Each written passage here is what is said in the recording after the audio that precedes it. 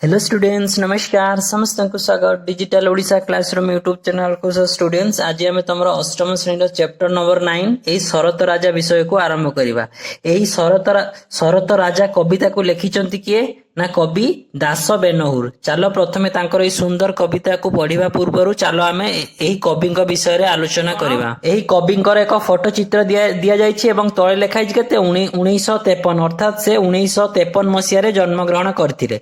कोन लेखा छि ना कविଙ୍କ प्रकृत नाम जितेंद्र नारायण दास। तो अर्थात एही कविଙ୍କର प्रकृत नाम कोन ना जितेंद्र नारायण दास। तांकर कलम नाम हैला दास बेनहुर। ता माने कोन जेपरि समस्त कवि माने गुटे कोन निजर छद्म नाम रखि थांती। तो सेही परी ए जितेंद्र नारायण दासंकर कलम नाम बा छद्म नाम कोन दास बेनहुर नाम रे जणाशुना। तांकर कविंकर प्रकृत नाम कोन जितेंद्र नारायण दास, किंतु से दास बेनहुर नाम रे जणाशुना। बुझी पालो समस्ते। से नयागढ़ खंडापड़ा रे 1953 मसीहा अगस्त 3 तारिख रे तांकर जन्म। बुझी पालो समस्ते। तो कौन है ना यही जो कवि जितेंद्र नारायण दास से कौटी ना नयागढ़ जिलार खंडापड़ा रे 1953 मसीहा अगस्त मास 9 तारिख रे जन्म ग्रहण करथिले। राजनीति विज्ञान रे उच्च शिक्षा लाभ पर दीर्घ काल अध्यापना करी शेष रे पुरी रो सामंत चंद्रशेखर स्वयं चालित महाविद्यालय रो अध्यक्ष पदरु अवसर नैचंती। माने कोन एई जो जितेंद्र नारायण दास से कोन करचंती बहुत दिन जाए कोन एई जो राजनीति विज्ञान से उच्च शिक्षा लाभ करथिले एवं तापरे कोन हैला ना से गुटी जो पुरी रो सामंत चंद्रशेखर स्वयं चालित महाविद्यालय रे अध्यक्ष कोन पदरे चाकरी करी सेतिरु से कोन अवसर नैचंती। बुझी पालो। अध्यापना सह पत्रिका संपादन रे से थिले धुरीण। माने से कोन अध्यापना करने सहित आउरी विभिन्न प्रकार पत्रिका को मध्य से संपादन करुथिले। अध्याविधि माने कोन आज पर्यंत से कोन करछंती ना 11टी क्षुद्र गल्प संकलन, 80टी शिशु साहित्य पुस्तक, 5टी जन साहित्य तांकर कृति। माने आज जाए से कोन करछंती 11टी क्षुद्र गल्प लिखिचंती, 80टी शिशु साहित्यिक पुस्तक एवं 5टी जन साहित्य लिखिचंती। बुझी पालो समस्ते। तापर कौन देला ना कुना पाई अनाबना गीत कविता संकलन पाई से जातीय स्तर रे 1989 व ओडिया साहित्य एकाडेमी केबे 1987 द्वारा पुरस्कृत होइछन्ती। बुझी पालो समस्त। ए जो कुना पाई अनाबना गीत से जो कविता संकलन लिखिचंती सेति पाई से 1989 मसिया रे जातीय स्तर रे पुरस्कार पाइछन्ती एवं 1987 मसिया रे ओडिया साहित्य एकाडेमी द्वारा पुरस्कृत होइछन्ती। तांकर सामग्रिक कृतिर आकलन करी 2014 मसिया रे केंद्र साहित्य एकाडेमी तांको बाल साहित्य सम्मान रे सम्मानित करिसंती। बुझी पालो समस्त। शरत राजा कविताटी कविंकर शरत पाई गीत संकलन रो गृहीत। माने कोन 2012 मसिया रे से शरत पाई गीत नाम रे गुटिया कविता लिखिथिले, बड़ कविता रे लिखिथिले। तार एक छोट अंश कोन नाही शरत राजा। बुझी पालो समस्त। कविंक भावना रे समस्त ऋतु अपेक्षा शरत ऋतु अधिक आनंद प्रदान करथाय। माने कोन कविंक अनुसार जेते हमर ऋतु अछि जो 6टी हमर ऋतु अछि ता मध्यरु कोन नाही शरत होची ऋतु सबुठारु अधिक आनंद होची देइथाय कविंक अनुसार। बुझी पालो। धरणी माने कोन पृथ्वी रे शोभार पसरा बसाई थाए। माने एई शरत ऋतु रे पृथ्वीटा बहुत सुंदर देखा जाए। तेणु कवि शरत को राजार मान्यता प्रदान करछन। जेहेतु शरत ऋतु रे पृथ्वीटी बहुत सुंदर देखा जाए तेणु कवि कोन करछन्ती शरत ऋतु को कोन राजार मान्यता दैछन्ती। बुझियला समस्ते। चलो एबे हमें सुंदर कविता को आलोचना करिबा। हमें कविता पाखरे पहुंची गलु। जो माने मोर एई वीडियो गुडी को रेगुलर देखो से माने हमर स्टेप 1 कोन जानिथिबो। स्टेप 1 कोन हमर हमें जो एई जो विषय रे जहा भी सब नूतन शब्द अछि प्रथमे सेई नूतन शब्द गुडी को आलोचना करिबा एवं तापरे एई कविता को अर्थबोध करिबा। चलो प्रथमे हमें एई कविता रे थिबा समस्त नूतन शब्द गुडी को आलोचना करिबा। तो राजा कविता रे थिबा नूतन शब्द गुडी को मोटे लिस्ट कर देछि। चलो एबे हमें आलोचना कर देबा। कोन अछि प्रथमे ना झांझी। झांझी माने कोन हैला ना प्रचंड गरम। तापर कोन अछि ना बाउला। बाउला माने कोन हैला ना पागल हेबा बा विभोर हेबा। तापर कोन अछि ना बतास। बतास माने कोन पवन। पटुआर। पटुआर माने कोन शोभा यात्रा। दाउ। दाउ माने कोन प्रभाव। बौद्ध माने कोन ना मेघ। गहिर माळे कोन गहिर माळ। गहिर माळ माने कोन ना विस्तृत चाष जमी। तापर कोन अछि ना शोभा पसरा। शोभा पसरा माने कोन ना सौंदर्यर भंडार। तापर कोन अछि ना धरणी। धरणी माने कोन पृथ्वी तोरा तोरा माने कौन चमकिला बा सुंदर बुझीपाल समस्ते समस्ते वीडियो को स्टॉप करके यहाँ जल्दी जल्दी निज निज साहित्य खातार लिखिनियो एवं यही नूतन शब्द व्यतीत जदि तुम आउ कौन शब्दर अर्थ जानी पारुन ताले कमेंट सेक्शन में लिखिकी जनाओ मु समस्त को रिप्लाई देदेवी बुझीगला समस्ते चलो अब आम कविता को आलोचना करवा आषाढ़ श्रावण आसिले माड़ी झांझी पଳାଇଲା कुआड़े छाड़ी झांझी माने आमे नूतन शब्द रे कोन पढिथुल ना प्रचंड गरम तम माने समस्त जानिछ आमर केतोटी होची ऋतु आमर 6टी ऋतु आमर केते मास ना 12 मास तो कोन हैला ना प्रथम होची 2टी मास कोन बैशाख ज्येष्ठ एथिरे कोन ग्रीष्म ऋतु बैशाख ज्येष्ठ परे कोन आसे ना आषाढ़ श्रावण कोन वर्षा ऋतु कोन हिची ना आषाढ़ श्रावण आसिला माड़ी माने ग्रीष्म ऋतु सरीची एवं ग्रीष्म ऋतु सरला परे कोन हिची ना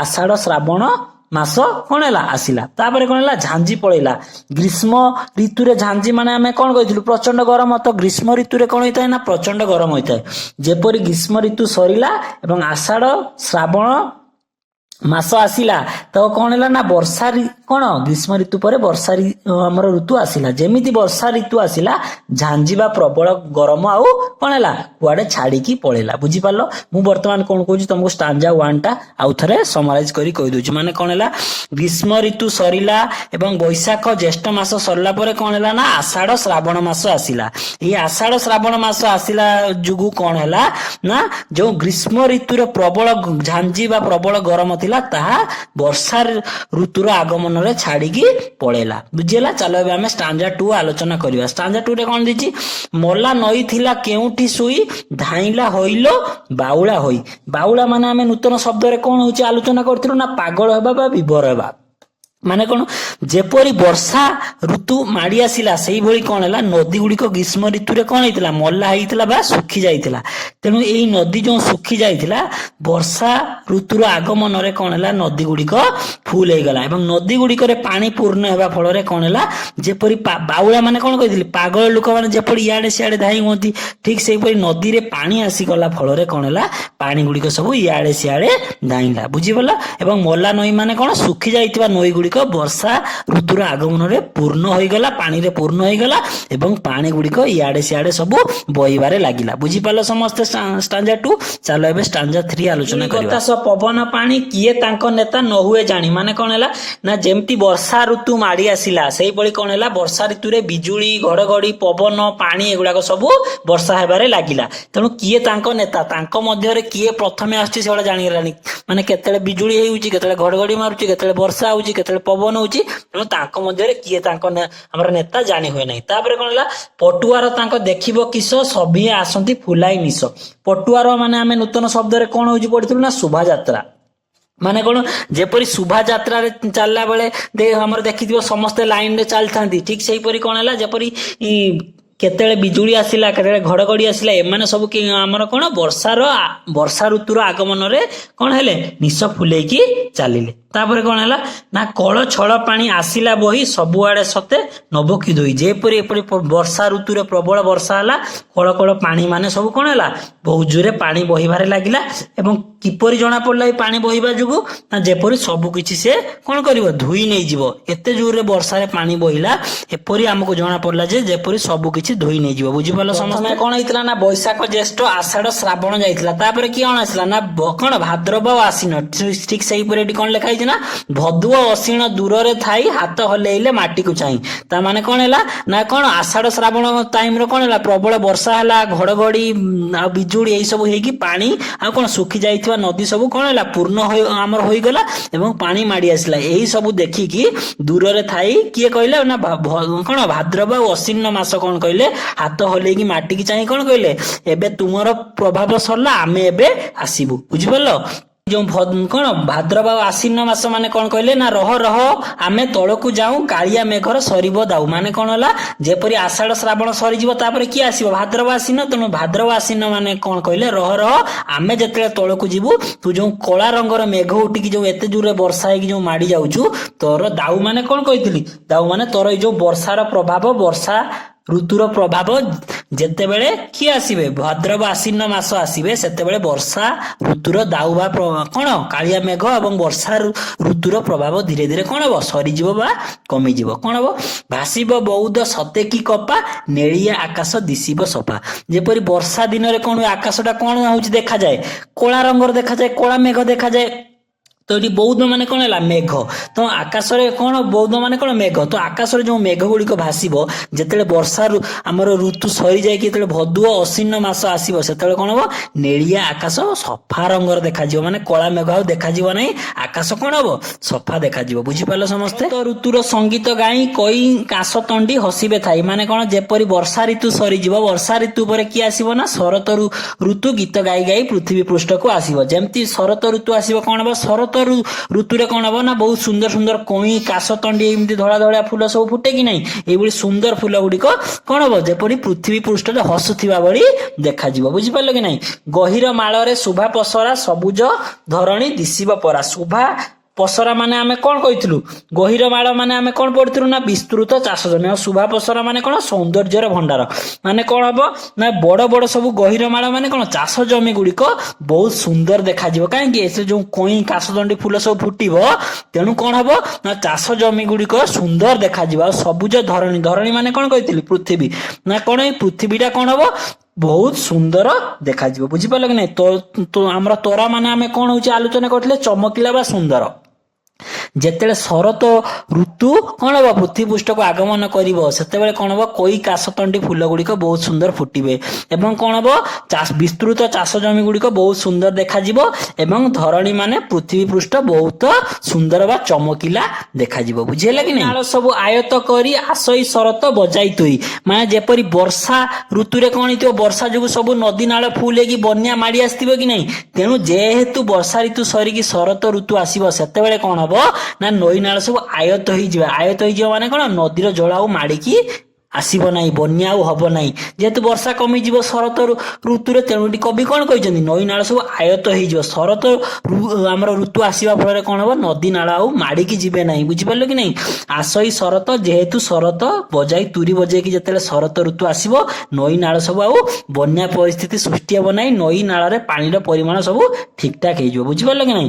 ଓଡିଶା ମାଟିରେ ଶରତ ରାଜା ଢାଉ ଢାଉ କରି ଢୋଲକି ବାଜା ମାନେ ଓଡିଶା ମାଟିରେ ଯେତେବେଳେ ଶରତ ଋତୁ ଆସିବ କବିଙ୍କ ହିସାବରେ ଓଡିଶା ମାଟିରେ ଯେତେବେଳେ ଶରତ ଋତୁ ବା ଶରତ ରାଜା ଆସିବେ ଯେତେବେଳେ କଣ ରାଜା ଆସିଲେ ଯେପରି ଆମେ କଣ କରୁ ତାଙ୍କୁ ବାଜା ଆଜି ବଦେଇ ସ୍ୱାଗତ କରୁ କି ନାହିଁ ଠିକ ସେଇପରି କଣ ଅଛି ନା ଓଡିଶା ମାଟି ଏଇ ଶରତ ଋତୁର ନାମକ ରାଜାକୁ କଣ ହବ ବାଜା ବଜେଇକି କଣ କରିବ ସ୍ୱାଗତ କରିବ। ବୁଝିହେଲା। ଏଇଠି ତମର ସୁନ୍ଦର କବିତାଟି ସମାପ୍ତ ହେଲା। ଯଦି ଭିଡିଓଟି ତମକୁ ଭଲ ଲାଗିଥିବ ସମସ୍ତେ କ୍ଲାସକୁ ଲାଇକ୍ କରିବ ଏବଂ କେତେବେଳେ କୋଉ କ୍ଲାସ ଅପଲୋଡ ହଉଛି ତାର ଯଦି ନୋଟିଫିକେସନ ପାଇବାକୁ ଚାହୁଁଛ ସମସ୍ତେ ଚ୍ୟାନେଲକୁ କଣ କର ନା ସବସ୍କ୍ରାଇବ କର ଏବଂ ପ୍ରିଭିୟସ କ୍ଲାସ ଗୁଡିକ ଯୋଉମାନେ ଦେଖିନ ସମସ୍ତେ ଯାଇକି ପ୍ଲେଲିଷ୍ଟକୁ ଚେକ୍ କରିକି ପ୍ରିଭିୟସ କ୍ଲାସ ଗୁଡିକ କ୍ୱେଶ୍ଚନ ଆନ୍ସର ଏବଂ କ୍ଲାସ ଗୁଡିକ ଦେଖିଦିଅ। ସମସ୍ତେ ଗୋଟେ କାମ କରିବ ଡିଜିଟାଲ ଓଡିଶା କ୍ଲାସରୁମ ୟୁଟ୍ୟୁବ ଚ୍ୟାନେଲକୁ ଭିଜିଟ କରିବ। ଭିଜିଟ କଲା ପରେ ଦେଖିବ ତମର ଥିବ ହୋମ ଭିଡିଓ ପ୍ଲେଲିଷ୍ଟ ଆଉ ପୋଷ୍ଟ ସମସ୍ତେ କଣ କରିବ ନା ପୋଷ୍ଟ ସେକ୍ସନକୁ ଭିଜିଟ କରିବ ଏବଂ ଭିଜିଟ କଲା ପରେ ପ୍ରତିଦିନ ତମ ପାଇଁ ବହୁତ ସୁନ୍ଦର ସୁନ୍ଦର ଅପସନ ସହିତ କ୍ୱେଶ୍ଚନ ଗୁଡିକ ଅପଲୋଡ ହଉଛି ତାକୁ ଯାଇକି ସମସ୍ତେ କଣ କର ନା ଆଟେମ୍ପ୍ଟ କର। ଆଜିର କ୍ଲାସ ଏଇଠି ସମାପ୍ତ ହେଲା। ସମସ୍ତଙ୍କୁ ବହୁତ ବହୁତ ଧନ୍ୟବାଦ। Thank you.